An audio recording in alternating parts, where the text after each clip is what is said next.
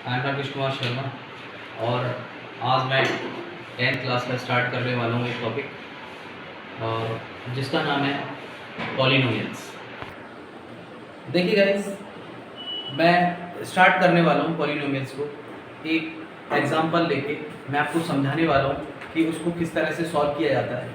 जैसे जैसे सबसे पहले मैंने मान लीजिए एक क्वेश्चन ले लिया और क्वेश्चन क्या लिया बेटा मैंने कि लॉन्ग डिवीज़न मेथड के अकॉर्डिंग मैं कैसे इसको सॉल्व करूँगा क्वेश्चन को। पॉलिनोमियल्स के कुछ 10 क्लासेस बेस्ड क्वेश्चनों को कैसे मैं लॉन्ग डिवीज़न मेथड के अकॉर्डिंग सॉल्व करूँगा।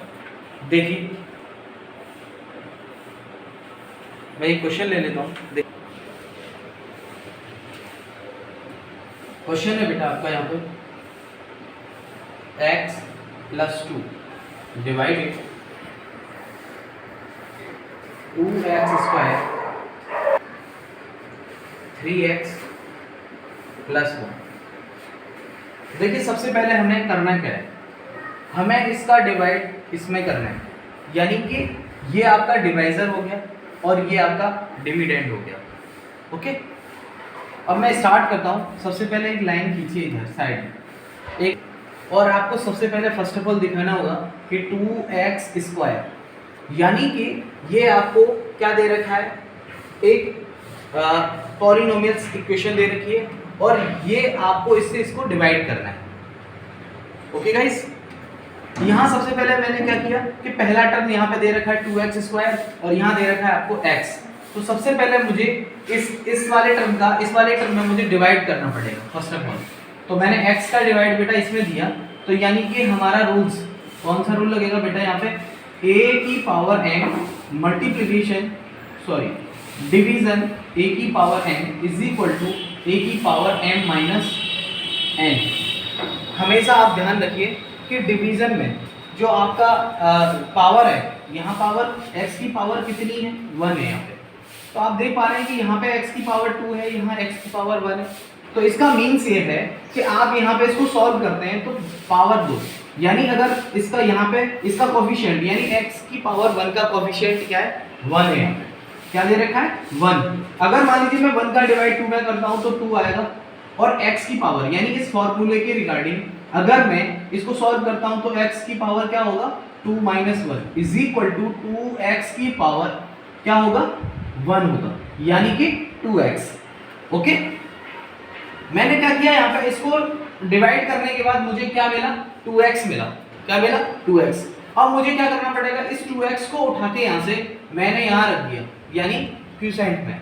ठीक है, ओके, क्यूसेंट वाली जगह पे रख दिया मैंने, और यहाँ पे क्या किया मैंने, जो आपका क्यूसेंट आया उसका मैंने मल्टीप्लिकेशन इसमें कर दिया पूरे पॉलिनोमियल्स इक्वेशंस में। तो यहाँ मैंने रखा, तो इसका मल्टीप्लिकेशन जब इसमें करूंगा मैं तो 2x का इसमें x के साथ मल्टीप्लिकेशन 2x²।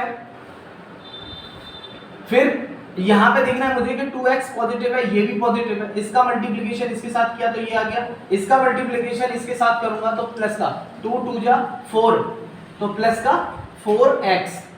ओके, अब मुझे क्या करना पड़ेगा, यहाँ पे सब्ट्रैक्ट करना पड़ेगा।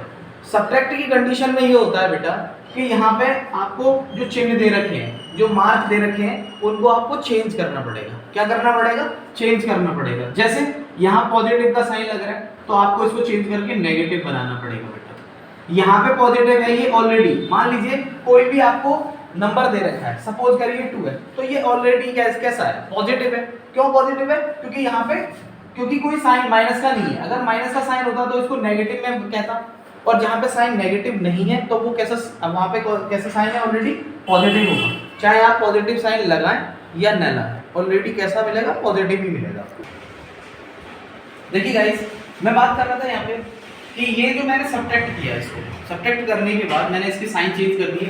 तो ये पॉजिटिव था तो मैंने नेगेटिव कर दिया, अब ये नेगेटिव है और ये पॉजिटिव है और सेम डिजिट दे रखे हैं, तो आप इसको कैंसिल आउट कर देंगे यहाँ से। ओके, उसके बाद यहाँ पे आपको करना क्या होगा, ये आपका इंटीजर, आपने इंटीजर मैंने प्रीवियस क्लासेस में इंटीजर मैंने पढ़ाया है और वहाँ पे बताया है कि देखिए किस तरह से हम इंटीजर को सॉल्व करते हैं। जैसे माइनस का यहाँ पे 4x दे रखा है और ये दे रखा है आपका पॉजिटिव 3x। तो इसका मीन्स ये है कि पॉजिटिव यानी आपका माइनस का 4x है और यहाँ पे प्लस का 3x है। तो आप देख पा रहे हैं यहाँ पे कि यहाँ पे जो आपका बड़ा नंबर है, अगर मैं इसको ये माइनस को यहाँ से हटाता हूँ तो ये बड़ा नंबर हो गया। अब इसका मतलब ये हो गया कि माइनस का 4x ये है तो छोटा, लेकिन इससे बड़ा है, ये बड़ा है, ये छोटा है। तो मैंने क्या किया, इसमें से 4 में से अगर मैं मान लीजिए माइनस का 3 अगर माइनस करता हूँ तो 1 बचेगा। तो आपको सेम ऐसे ही करना है कि यहाँ पे आपको चिन्ह माइनस का लगाना है और इसमें से इसको आप माइनस करेंगे तो कितना आ जाएगा 1, और यानी कि x। आपने 4x में से 3x को माइनस किया तो आपके पास क्या बचा, माइनस के 1x बचा। ठीक है, यानी इसको मैं लिख सकता हूँ माइनस का x। तो यहाँ पे हो गया माइनस का x। अब मैं यहाँ से नेक्स्ट यानी प्लस का 1 मैं यहाँ पे नोट कर लेता हूँ आगे।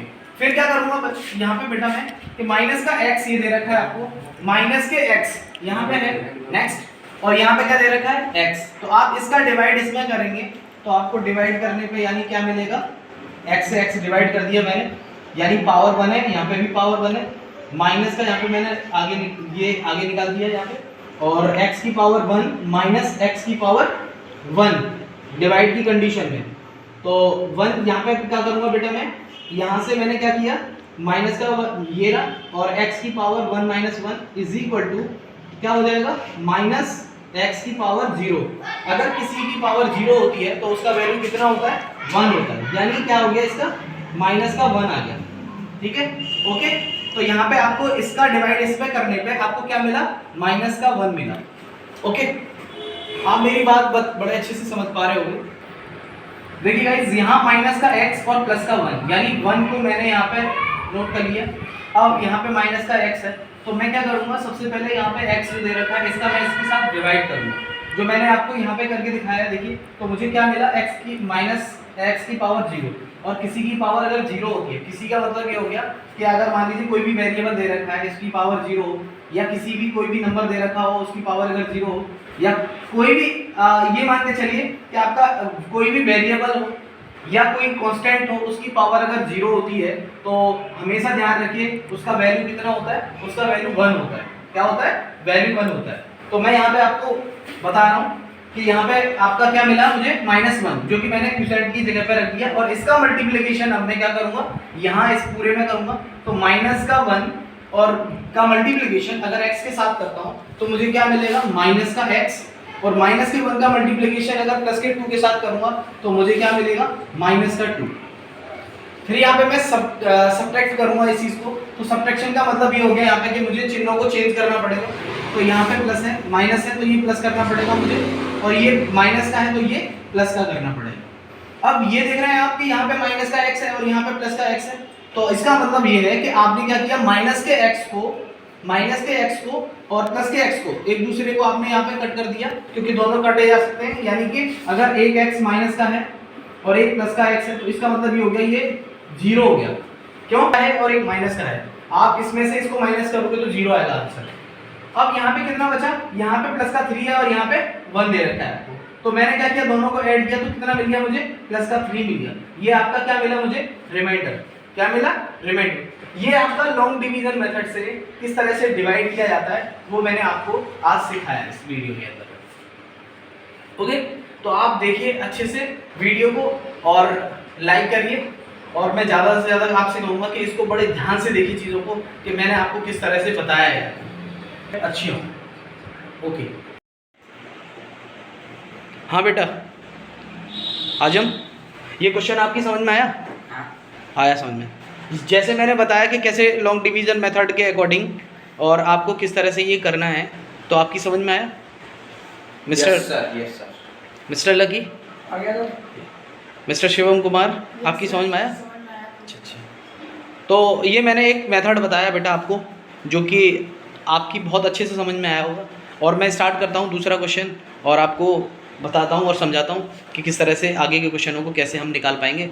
और मान लो इससे भी बड़ा अगर क्वेश्चन होता है तो उसको भी हम इसी के अकॉर्डिंग, इसी रूल्स के अकॉर्डिंग हम कैसे निकालेंगे, और इनको हम कैसे मतलब आगे की तरफ लॉन्ग डिवीजन मेथड को हम पॉलिनोमियल्स में किस तरह से सॉल्व कर पाएंगे, और इसी तरह के क्वेश्चन आपको बोर्ड में मिलेंगे। जो हेलो गाइस, अब मैं अपनी वीडियो को विराम देता हूँ, और आप हंसते रहें, मुस्कुराते रहें और लाइक करते रहें वीडियो, और आगे देखते रहें माई वीडियो चैनल, यानी कि मेरा ब्लॉग राकेश शर्मा ब्लॉग्स।